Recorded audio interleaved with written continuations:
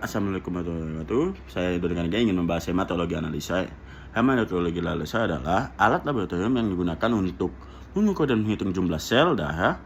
Alat yang satu ini mampu melakukan pemeriksaan menggunakan sampel darah untuk mendiagnosa beberapa penyakit. Fungsi alat di rumah sakit, alat ini biasanya digunakan untuk melakukan pemeriksaan rutin atau lengkap terhadap komponen darah dalam tubuh, seperti hemoglobin, hematokrit, trombosit, leukosit, MCH, MCHC, hingga MCV, serta melakukan pemeriksaan terhadap beberapa penyakit yang kemungkinan terdapat dalam tubuh, seperti kanker darah.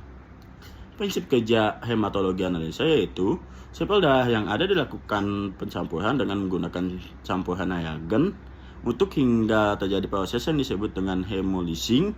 Dari proses ini akan terbagi menjadi beberapa tujuan, biasanya pengukuran leukosit, trombosit maupun enterosit. Jenis-jenis alatnya, yang satu semi otomatis. Pada tipe ini proses dilusi atau pencampuran sampel darah dengan koagulan harus dilakukan secara manual, jadi tentu saja memakan waktu yang lama. 2. Otomatis. Pada tipe ini menggunakan proses dilusi, hematoying, perhitungan, display, dan printout akan dilakukan secara otomatis sehingga proses pun akan berjalan cepat dan efisien. Macam-macam jenis sel darah. 1. Sel darah merah atau endocytosis. Sel darah ini merupakan komponen darah yang memiliki jumlah sel yang cukup banyak, seperti nama sel darah merah bernama merah plakat. Macam-macam jenis. Yang kedua, leukosit atau sel darah putih.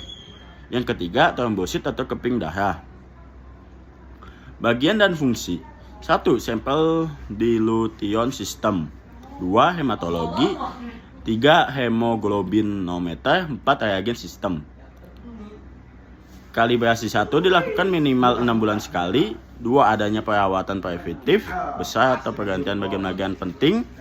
3. Mengkoreksi nilai hasil QC. Selanjutnya, alat LED otomatis. Apa itu LED otomatis? Lajur endap darah, disebut juga erythrocyte sedimentation head atau sedimentation head atau blood balancing head. Dia adalah kecepatan pengendapan sel-sel erythrosit di dalam tabung berisi darah yang telah diberikan antikoagulan dalam waktu 1 jam. Prinsip kerjanya. Prinsip dasar pemeriksaan LED yaitu proses pengendapan partikel padat ke dasar tabung dalam suatu cairan darah. Darah ditambah antikoagulan disimpan pada standar atau suhu ruang maka akan mengendap. Semakin banyak sel erythrosit yang mengendap, semakin tinggi nilai LED-nya.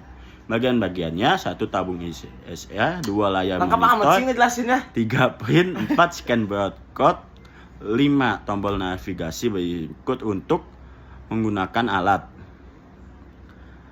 Sekian dari saya, terima kasih. Saya Dodi Kaniga, goodbye. Muah.